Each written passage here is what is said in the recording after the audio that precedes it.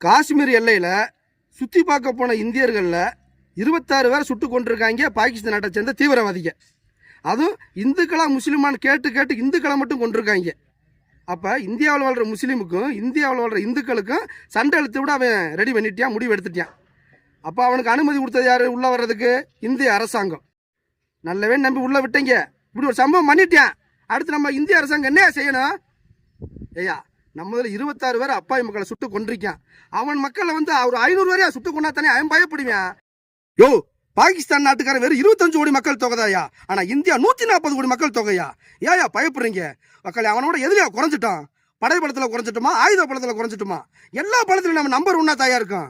மக்கள் முடிவு எடுத்து சொல்லுங்கயா. மக்கள் சுட்டு பசிக்க அவன் நாடை தரமட்டமாக்கி விட்டு வந்துருவான். மக்கள் உலக வரைபடத்தில் பாகிஸ்தானுங்கிற ஒரு நாடு இருந்துச்சான்னு வருங்கால சங்கத்துக்கு கேள்வி எழுமணுமையா. பாருங்கய்யா, இன்னைக்கு செத்ததில்லை, பிஞ்சு குழந்தையா, 10-15 குழந்தை இறந்து வச்சியா. இதுக்கெல்லாம் என்னையா பதில் சொல்ல போறீங்க? இன்னும் ஏன் பொறுமையா இருக்கீங்க? பொங்கி எழணும்யா, வெட்டி வாங்கணும்யா.